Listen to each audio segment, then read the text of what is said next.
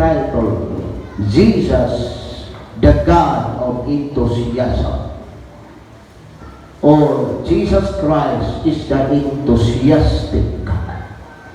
Ang Diyos nato nga si Jesus, Diyos sa kadasi. Lord, bless imong mensahe. Ingat lawa, magpamatuod ka sa imong pulo. Among kitahon, iila imong pulong gamahanan. Hinungdan kami ng pabiling pagpangalaga. Tungod ka na higugma kami sa imong mga pulong. Nailahan ka na mo usa ka tinuod ka Diyos, pinaagi sa imong mga pulong. Panalangin ang imong katawhan, imong ulipon, way mahimo. Kanunay Jud, ako nag-recognize nga kung wala ikaw, ay kando natin ka. I-bless ang tanana din visitors na din maka-ambet sila sa imong panalangin, igahin ini nga adlaw. Busda ang imong katawhan, ang imong ulipon nga magwali. Busda usap nga may kadasi grosulti ubad sa luwinti sa imong mga buhay. In the name of Jesus Christ, we pray. Palakpakan nato ang Diyos. Hallelujah! Kabaligtas paglingkod. Salamat sa itong Ginoong Jesucristo, matagadlaw. Kanaghatag ayud ka nato sa mapagayunong kadasi sa pagpangalaga. Dugang Panginoon, kung doon na tayo na mga Kristoano din, doon na may gibati. Ang pagkapastor sa simbahan, dili ang membro ay nagbuot. Muna di mati. Kung doon na tayo pastor, dili ang presbyter, mao'y nagmutang. Dili uyon sa membro, dili kauyunan sa presbyter, kauyunan sa kasing-kasing sa Diyos. Kung kinsa tao iyang ibutang sa iyang balay, nga adlaw gabi, karon ay magbantay sa katawan sa Diyos.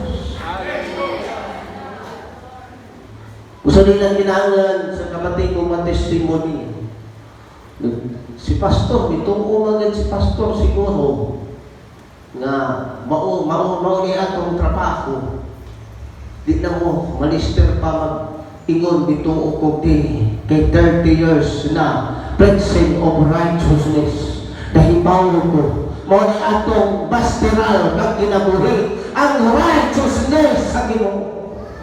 Ginamana nato kanunay ang pagkamatarong sa Diyos. Mao na ang Psalms chapter 45. Atong mabasa ito, atong kasama sa Psalms Kapitulo 45:7. Kay higugma mo ang pagkamatarong, gidumtan mo ang pagkadautan, tugod nga ng Diyos, na inyong Diyos na tihog kanino, sa lana sa kalipay, labaw kayo sa imong mga kaubanan. Sa panimalay, kung nagay pamilya na mo stand sa righteousness of God. Amen. Everybody say praise the Lord. Kay kung ang Christian family way makaparong sa pagkamatarong. Amen. Nagtanaw ang Diyos niya ng pamilya. Sa kay gayon nga nakanihitong amo ang dinalay kabisita po ng mama. Unya may medyo gamay problema. Ako ipatawag. Angel, ikaw, tanawin mo asay tarong. Kami imong ugangan, kung daotan na ko, ba't ko ako? Kisa kami mo tindog na to. Kung pariha na tadaotan. Amen. Ang problema sa pamilya, kung maglaban-laban, tanan. Huwag nakabaro sa pagkamatapon sa Diyos. Nagtanaw sa mga tao, naghihigugma, di mo ang pagkamataro. Muabot ang panahon niya, ikaw manginahanglan, ang Diyos mula ka. Everybody say, praise the Lord. Di ba pag-abot niya binilit? Pag-abot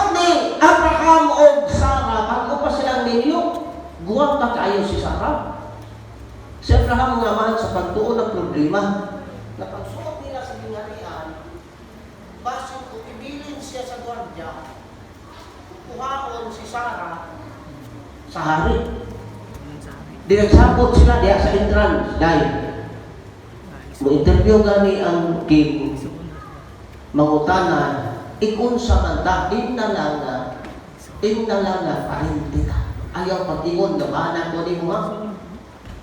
O, ayaw pag-ingon, gabanan ko ni mo. Kasi sigurado, ingon ni Abraham, kaanugon, wapa na makaday. Kung maot ni Pastor, hindi anugon. Kadundong ko nito, nagtanaw-tanaw sa TV Patrol na may natabunan nga mga dalaga na apil pagtapon. Ang nagtanaw, 15 nagtanaw, ingon niya, pastilan, tulong ka dalaga na apil pagtapon sa tamil. Sayang! Buwan pa naman! Kung sa mga nagtanaw, kung katumaot din natabunan, di kayo sayang.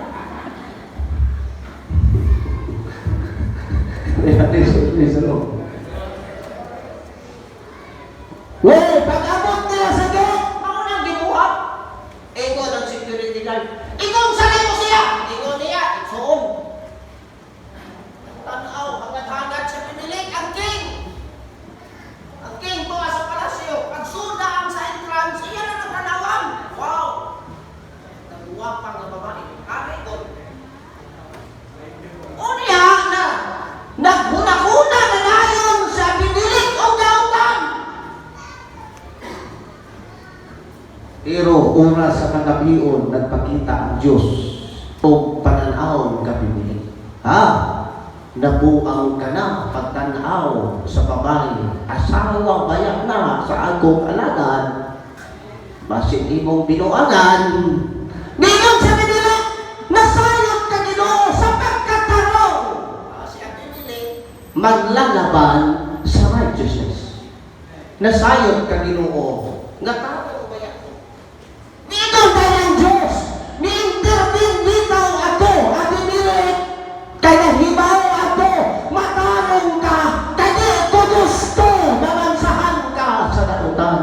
Mulaban ang Diyos, ni atong mga tao, nga mulaban sa pagkamatanong. Everybody say, praise the Lord. Palagpag atong gamot sa Ginoo. Nalangan ang tabiaka. Pagkasobrang sa akong mensahe, nalangan ang tabiaka. Magwali ko, the God of enthusiasm. Enthusiasm means, according to dictionary, kasibot, kainit, kadasig, kalipay, tumang, kaikat. Alang itong karaan nga nagalagat na pag-upan nagalagat o Diyos. Ang hinungdan nga nung nilahutay ta pagpangalagad, nagpabiling ta sa kadasig, kaya ang Diyos atong nialagad, nagpakita nga may unang dasig. Kumbinsido mo may doon, na di kalabuan kadasig ang Ginoo. Ang Diyos, kitang pa sinugdanan hangtod sa katapusan, nagpabiling Diyos sa kadasig. Tanawa na, naulog siya dahil umiba, pagpagkasala. Ang pulpo sa Ginoo, nabuhato ng tao, ang tao, mumulsot, mumagnify kaniya. Nasigyan ang iyang purpose. Kay nabiktima ni Satanas, nahulog si Adam and Eve sa Garden of Eden, pero dasig nihapon ang palagpag na itong kamot. Nagalan sila tuha! Kisingan pa nila niya sa anak niya na Luhiba. See? Abel, Cain, Abel. Ang problema, kinagpatay. Patay ni Cain siya. Dili tinuod ng ingon, blood is thicker than water. Di na tinuod. Kaysa sinugdanan, ang nagsuko, nagpatay. That is the principles of man lang na. Prinsipyo na sa Muslim. nga tandugon ang pamilya, maglaban-laban kay kadugo kuno nila. Prinsipyo na sa Muslim, di na prinsipyo sa Biblia. Everybody say praise the Lord. Patiya ni Cain si Abel. Pag punalan si Abel, wag ulayang tao. Ingon na ang Diyos, Cain. Where is your brother? Ingon tayo ni Cain, I am not brother's keeper. Magbantay ba ito sa akong ituon? Ingon ang Diyos, wag ka ba mahibaw nga ang dugo ni Abel ngay mong ipatay nisulbong sa taas. Dapat itong Cain may voice out punta sa iyang right. Diba? Kaya ingon man ang Ginoo, kung ang halat na ni Abel ang akong gidawat, nga nang di nagkamag-otro paghirong halat, napadunaw tayo chansa siya Cain. Apan tungod sa iyang jealousy, sa iyang silos, na ang halat na ni Abel may giresik, ang iyahawa, nawata sa Diyos, nakauna-una siyang patay, dapat voice out siya sa iyang katugod, may namunta si Abel Panginoon sa Diyos, Cain, where is your brother? Dapat si Cain musulti. Mangutana ka pa sa ang akong igsuon, akong gipatay, kana tungod sa hinungdan, kana kay pinalami. Dapat voice out si Cain. Pero gidiretso man niyang Diyos ang iyang huna-huna.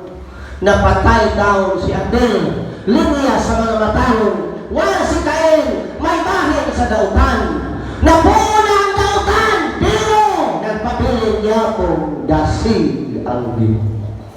Ipalakpak atong kamot niya kaniya. Hallelujah! Dautan ang kalibutan. Sa kapalakunan ni Cain, hanggang niabot sa dispensation of thousands. Gipadalhan og Noe nga magwali sa righteousness of God. 120 years preaching of righteousness. Pitura ang converts ni Noe. Pitura ang nakapit. Sa ato panay mga tuig yung gaway kapit. Panay mga tuig gawa siya nakapit. Iya ang pamilya ang nakapit. Kung i-compare ang panahon ni Noe sa karon, grabe ito di ay kagahi ang mga tao sa oras sa yawan. Karon, ang gahin mo sa yawan, kato mga devoted naman yun ng mga syudad nga ipustingan sa mga katsila. Muna ay lisod sa yawan, pareha sa Cebu City. O, kana nga mga area, na diha nagpusting ang mga katsila. Kaya ilang i-penetrate ang pagtulong sa religion. Everybody say, praise the Lord. Lisod ang panahon ni Noe. 120 katuig o pagwali. Pagka gabi, magpanday ang pagkagabi, magwali siya. Pagka-adlaw, maghimong ganta. Pagkaglisod ka. Sa panahon ni Noe, gitagaan. May ginaghanuna ang mga tao kanito, 137 million ang population sa time ni Noah. I-minus nimo ang 8 katao na kasakay sa arka, pilay patay. 136,900,000 pila? 992,000. Dakhanan na namatay! Pero nagpabiling niya po dasig. Ibalagbagan itong kamot sa Ginoo.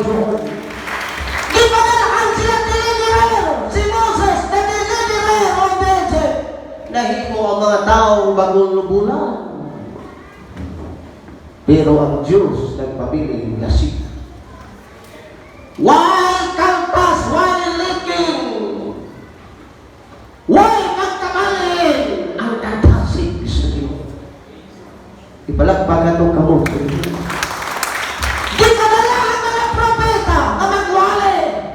Pila ka hukong ang propeta? Major and the minor prophets. Kinsa man ang 5 major prophets? Isaiah, si Daniel, Si Jeremiah, Pirolino, out. Isaiah, Daniel, Jeremiah, saka Ezekiel, major prophet kasi. Ang mga minor prophet, si Obadiah, si Sipania, si Zakaria, si Joel, si Amos, si Habakuk, si Nahum, si Nahum, si Oseas, that is minor prophets. Gipamatay ang mga propeta ng salvage sa doon. Gipadaon ta sa Ginoo. Ang walihan ang kalimutan. Apa nagpadaogon ang dautan. Napo ang mga propeta. But God still the secret ni hapon. Ipalagpak na ito atong kapos. Gipadala ang mga apostolos.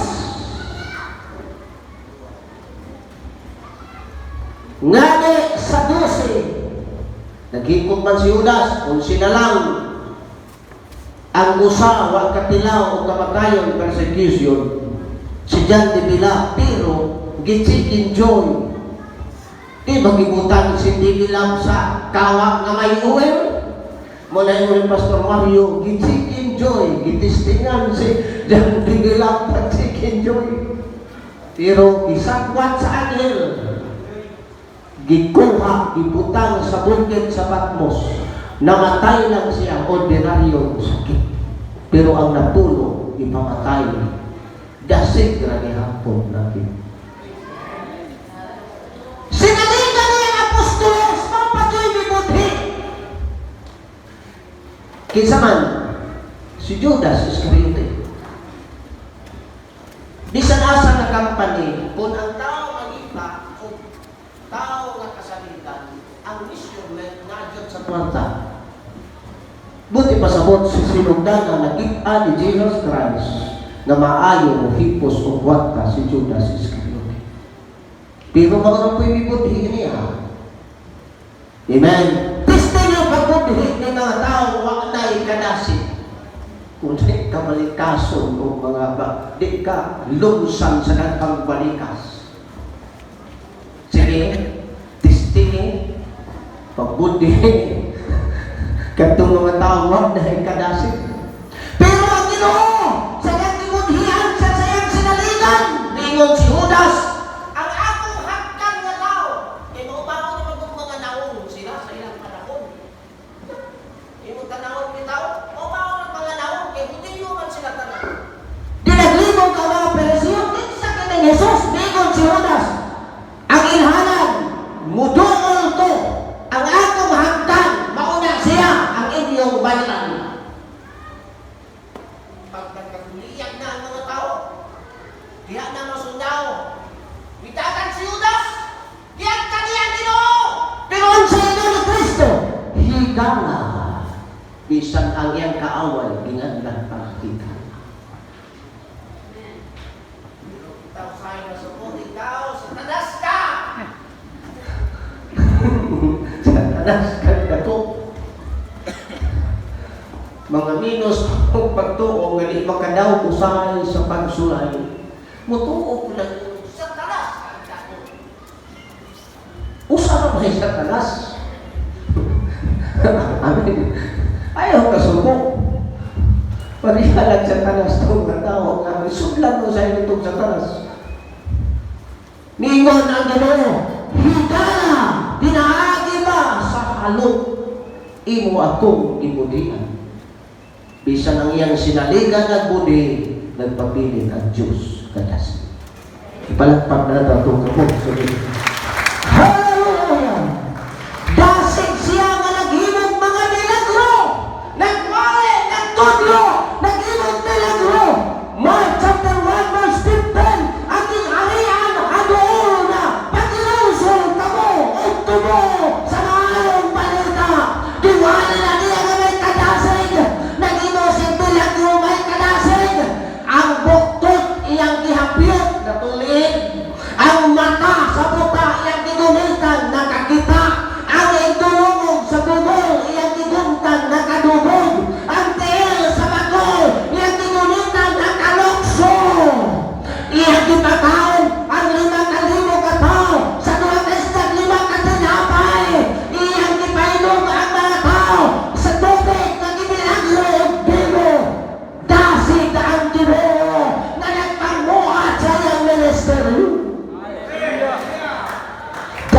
siya nga nagpasan sa krus padung sa Kalbaryo.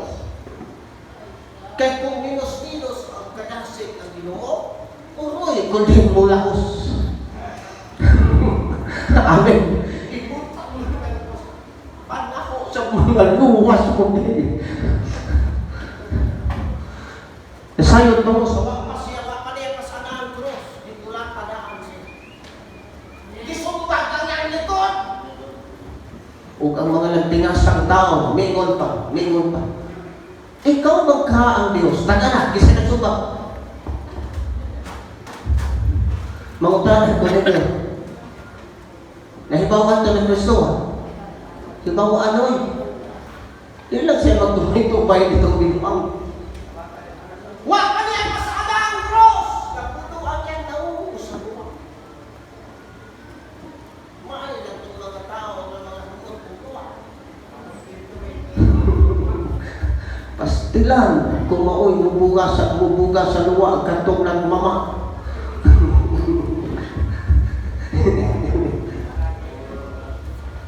Sawa ka niya pasada ang cross! Dikain pa siya na itong katungkuluan. Ngayon, bunaman kada bunal. Kaya katulad bunal, wagay ito yung hit-hit na bunal. Ikaw, magpaangkon-angkon Kristo, na primerong bunal. Agulo ang Ginoo. Ngayon, kaya ang tumoy sa bunal, doon ay sima na daw, pinuwit. Sa pag-abot sa bunal sa likod, pagpira, mga daw.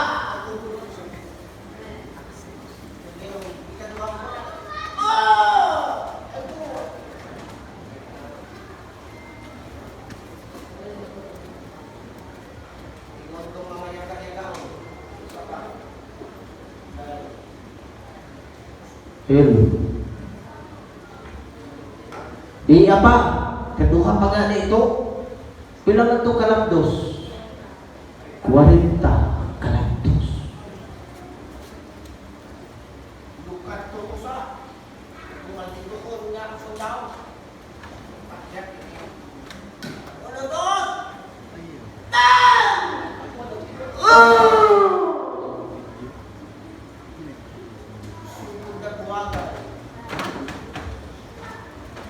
Praise God.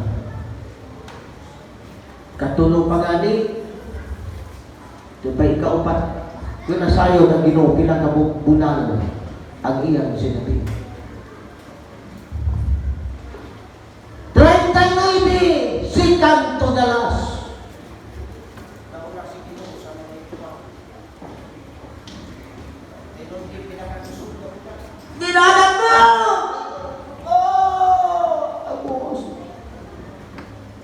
Hantod 40 kisugdan tanaw nimo naglakaw ang Ginoo nagsampalay wa na immune system kay naadlan may tubig di nag-abot sa Kalbaryo bitaw kung naadlan may tubig di na makaabot ang krus sa Kalbaryo. Naglakaw ang Ginoo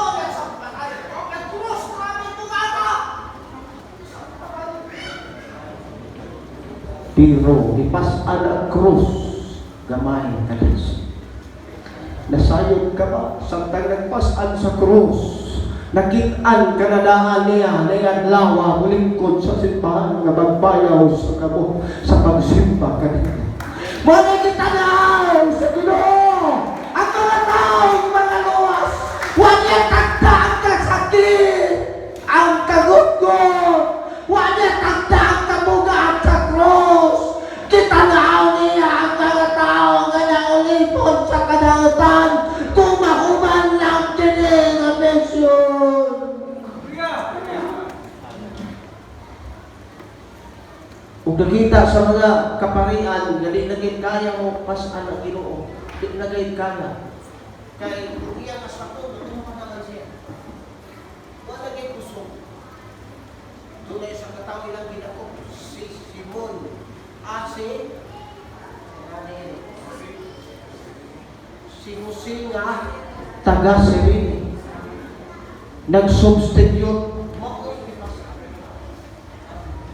Pasalamatan na naay husip nagpadala. Yang ginagan, siya may nagpasan. Kung mangutana mo, maluwas na si Jose Pastor. Sigurado luwas. Luwas galing itong kriminal. Kanang usay-ngani ng dawat limpyo ra. Si Jose pa. Dagan yung singat na kasirili. Ang cross, iyang ipasan. Pagkabot nito, pinahigda ang Ginoo. Ba, nakatulan sa nga. Kanang lansang man sa tulay. Kanang kadagko, may kigatin. So, kaadadok-dok. Lawas pa yun. Yung mga kilo. Pero kilo, nagpabiling kasi. Everybody say praise the Lord.